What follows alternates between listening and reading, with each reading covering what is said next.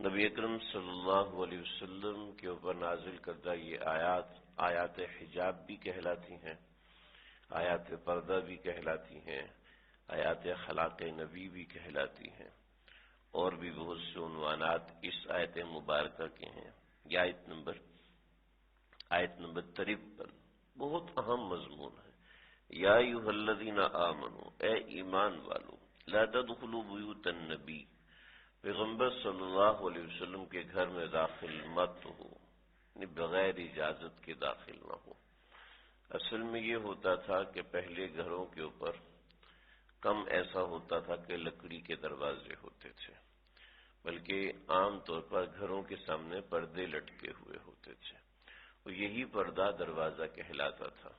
جو شخص بھی باہر سے آتا تھا اس کا طریقہ کار یہ تھا کہ وہ السلام علیکم کہتا تھا زور سے، اور یہ کہہ کر گھر میں داخل ہو جاتا تھا۔ چنانچہ آپ صلی اللہ علیہ وسلم کی جو حدیث ہے، کئی دفعہ لوگ پوچھتے ہیں، سمجھ میں نہیں آئی، کہ جس کے گھر کے دروازے کے باہر پردہ نہ لگا ہو وہ ہم میں سے نہیں ہے، او کما قال، ایسے الفاظ ہیں روایت کے۔ تو اس کا مطلب یہی تھا کہ دروازہ نہیں ہوا کرتا تھا، دروازے کے باہر صرف پردہ ہوتا تھا، کھلا ہوا گھر نہیں ہوتا تھا، بلکہ آگے پردہ لگا ہوا ہوتا تھا بطور دروازہ۔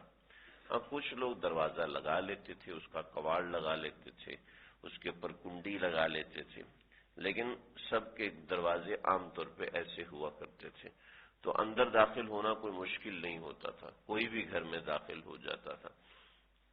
تو لا تدخلوا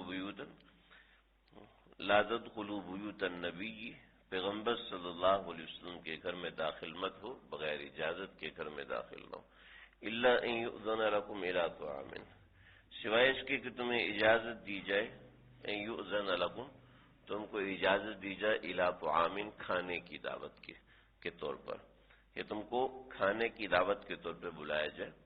جب تم جاؤ تو پھر وہاں پر بھی سر جھکا کے بیٹھو، یہ نہ دیکھنا شروع کر دو کہ کھانا کیا پک رہا ہے اور کھانا کیا پکایا جائے، غیر ناظرین اناہ،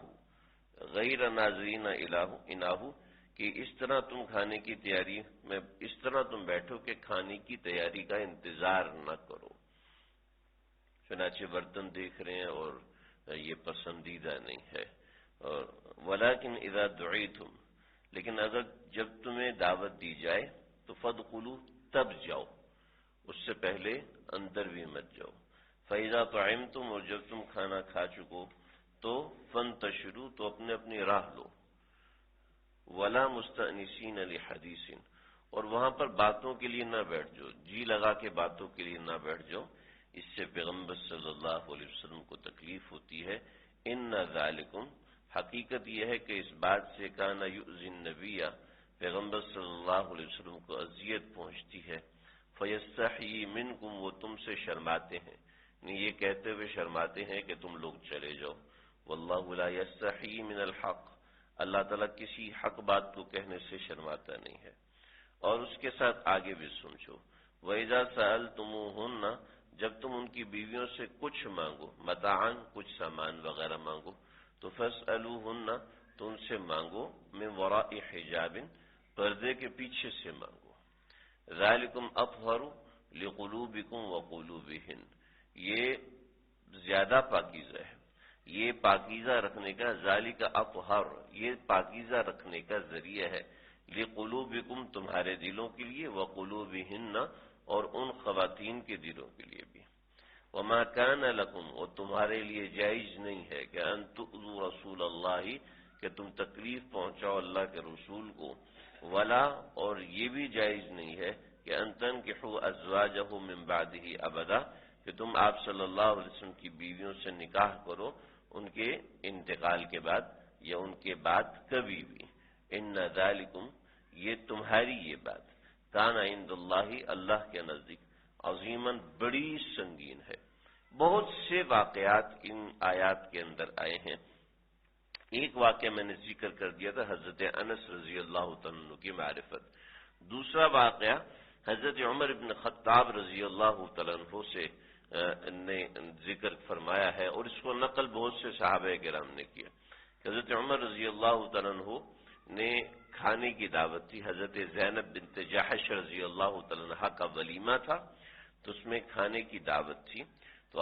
تو سب لوگ تو چلے گئے لیکن 3 لوگ وہاں پر بیٹھے رہے. تو آپ صلی اللہ علیہ وسلم ایک مرتبہ بیٹھے، پھر اٹھ کے گئے، پھر دوسری دفعہ بیٹھے، پھر اٹھ کے گئے کہ شاید کہ یہ سمجھ جائے. تو 3 مرتبہ اٹھنے کے بعد حضرت عمر رضی اللہ تعالیٰ نے دیکھا تو کہا یا رسول اللہ آپ کی چہرے سے پریشانی نظر آ رہی ہے. تو آپ نے فرمایا کہ بھئی میں اٹھ رہا ہوں بار بار کہ شاید ان کو سمجھ میں آ جائے کہ کھانا ہو چکا کہ اب ان کو اٹھ کے جانا چاہیے، لیکن یہ لوگ جا نہیں رہے. تو حضرت عمر کہنے لگے کہ یا رسول اللہ صلی اللہ علیہ وسلم آپ ایسا انتظام فرما دیجئے کہ یہ لوگ اس طرح نہ بیٹھا کریں. ایک بات. دوسری بات یہ ہے کہ آپ کی ازواج مطہرات صاف دل کی ہیں، یعنی سیدھی عورتیں ہیں، لہذا آپ ان کو منع کر دیں کہ یہ جب بھی کوئی چیز مانگیں یا جب بھی کسی سوال کے متعلق بات کرنا ہو تو ان سے پردے کے پیچھے سے بات کریں، کیونکہ یہ لوگ اس ذہنیت کے نہیں ہیں. کیونکہ کچھ لوگ ایسے تھے جنہوں نے عبید اللہ بن عمر ایک نام ہے، اس طریقے سے 3-4 اور نام ہیں کہ جنہوں نے کچھ ایسے نازیبا کلمات کہے تھے جس سے آپ علیہ السلام کو تکلیف ہوئی تھی اور طبقہ صحابہ کو بھی شدید اس سے تکلیف ہوئی. مثلا یہ کہ آپ صلی اللہ علیہ وسلم کے انتقال کے بعد میں عائشہ سے شادی کر لوں گا، نعوذ باللہ، ایسے کلمات کہے انہوں نے. تو اس سے آپ صلی اللہ علیہ وسلم کو تکلیف تو ہوئی، لیکن اللہ کے نبی تو سیدھے دل کے آدمی ہیں، صاف ستھرے دل کے آدمی. اللہ کے نبی نے تو کچھ بھی ایسی بات نہیں کی. لیکن ہر انسان سمجھ سکتا ہے کہ جو شخص اس نوعیت سے نظر رکھے ہوئے ہے اور کسی بندے کو اس نظر سے دیکھ رہا ہے اور کسی بندے کی بیوی کو اس نظر سے دیکھ رہا ہے، تو اس کے لیے کیا قانون اور کس طرح کا قانون ہونا چاہیے اور کس نوعیت کی فہم اور سمجھ ہونی چاہیے. یہ تو کچھ ایسے لوگ ہوتے ہیں جن کے مزاج میں حیا کم ہوتی ہے، یا کچھ ایسے اسٹریٹ فارورڈ سیدھے مزاج کے لوگ ہوتے ہیں وہ ایسا کر دیتے ہیں. لیکن ہر شخص تو ایسا نہیں ہوتا نا، بلکہ بہت سے لوگ تو ڈپلومیسی کا طریقہ اختیار، خاص طور پہ منافقین وہاں پر موجود تھے کہ جو عجیب و غریب طرز رکھا کرتے تھے. تو وہ باتیں بھی تھی. تو ان چیزوں کو حضرت عمر رضی اللہ تعالیٰ عنہ نے محسوس کیا، اور محسوس کرنے کے بعد آپ علیہ السلام سے گزارش کی. تو آپ نے فرمایا مجھے اللہ کا اس کے بارے میں حکم نہیں ہے، جب اللہ کا حکم نہیں ہے تو میں نہیں کہہ سکتا. چنانچہ یہ آیات نازل ہوئی. ان پچھلی آیات میں پیچھے ذکر کر چکا ہوں. ان ذالکم کان یؤذی النبی، یہ باتیں پیغمبر صلی اللہ علیہ وسلم کی اذیت کا باعث ہے، یعنی اذیت پہنچتی ہے پیغمبر صلی اللہ علیہ وسلم کو. چنانچہ آپ علیہ السلام تو مشعل ہدایت ہے نا، تو اتنا سمجھ لیا جائے کہ ایسی چیز جس سے میزبان کو تکلیف ہو، مہمان کو ویسی چیز نہیں کرنی چاہیے. مہمان جب میزبان کے پاس جائے تو اس کے بھی کچھ آداب ہوتے ہیں، اس کی بھی کچھ رعایتیں ہوتی ہیں کہ میزبان کا دھیان رکھا جائے، میزبان کا لحاظ رکھا جائے. جیسے حضرت تھانوی رحمۃ اللہ علیہ نے بہت سی چیزیں لکھی ہیں. مہمان نے آپ کے سامنے کھانا رکھا تو کھانے کو اتنی لالچ سے نہ کھائیں کہ میزبان یہ سمجھے کہ بیچارہ بھوکا نہ اٹھ جائے. ایسے ہی جو بڑا برتن ہوتا ہے جس میں کھانا دیا جاتا ہے، اس برتن کو مکمل طور پہ صاف نہیں کرنا چاہیے. اپنی پلیٹ کو انگلی سے صاف کرنا مسنون ہے. بطور مثال میزبان نے 2 روٹی دی ہے تو آدھی روٹی یا کچھ روٹی بچا دینی چاہیے، یا کچھ حصہ کھانے کا بچا دینا چاہیے. کہ جیسے اگر کولڈ ڈرنک دیے گلاس کے اندر تو گلاس تو ظاہر بات ہے وہ خالی کرنا چاہیے کہ ایسا نہ ہو کہ وہ ضائع ہو جائے. لیکن ایسا نہیں ہے کہ اس نے آپ کو شربت کا جگ بھر کے دیا اور پورا کا پورا جگ خالی کر دیا. اس سے کیا ہوتا ہے، میزبان کو یہ لگتا ہے کہ شاید میرا مہمان بھوکا اٹھ گیا، کہ میرے مہمان کو پتہ نہیں، اس سے اگر میں کھانا اور رکھا ہوتا تو اس کو اور بھی زیادہ کھاتا. اسی طریقے سے کچھ نہ کچھ، یعنی بنیادی جو بڑا برتن ہے اس برتن میں کچھ نہ کچھ کھانا یعنی اتنی شریعت نے پابندی لگائی ہے کہ مہمان کو چاہیے کہ میزبان کا اکرام کا خیال رکھے. اسی طریقے سے اگر کسی برتن میں کھانا ختم ہو گیا ہے تو اس برتن کے اندر یہ برتن اٹھا بھی مزید یہ کھانا لے کر آ جائیں، ہو سکتا ہے وہ کھانا موجود ہی نہ ہو، تو پھر کیا کیا جائے.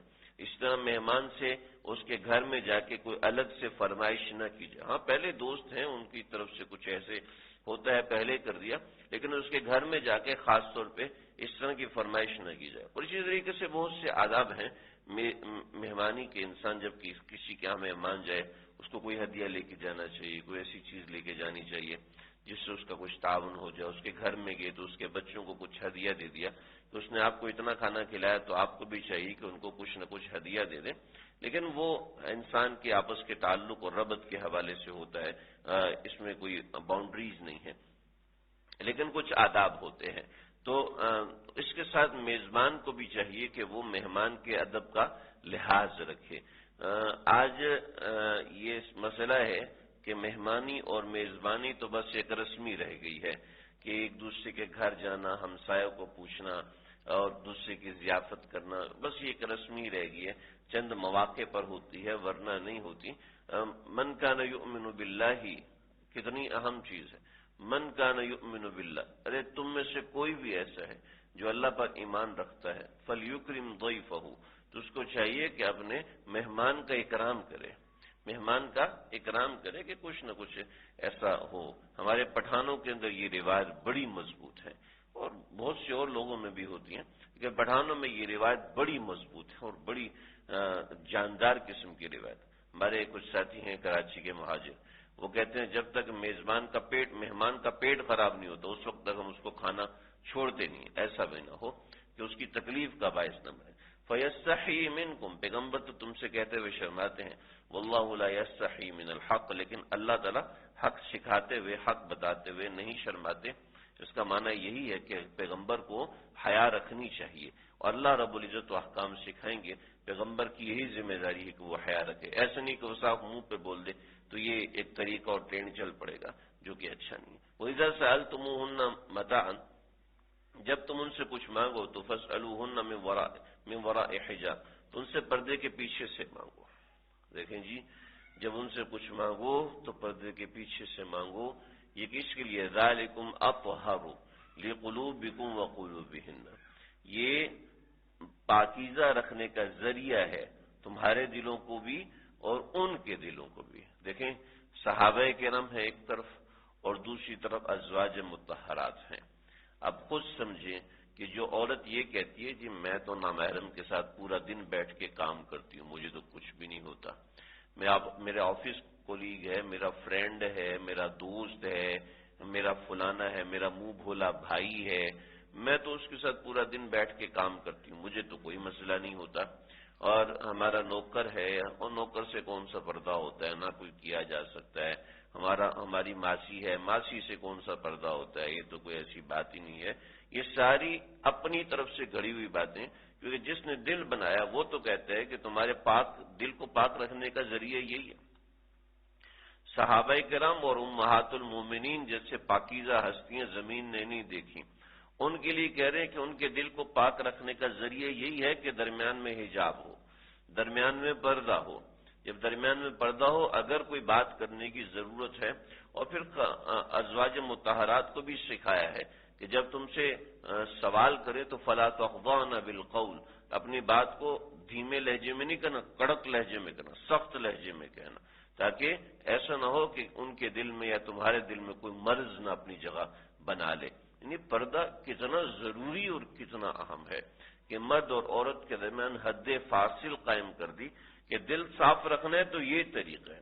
نہیں جی ہمیں تو کو ایجوکیشن میں بڑا اچھا لگتا ہے، کو ایجوکیشن کے بغیر تو پڑھا جا نہیں سکتا، جب تک لیڈی ٹیچر نہیں ہوگی لڑکے متوجہ نہیں ہوں گے، یہ سب ایسی چیزیں.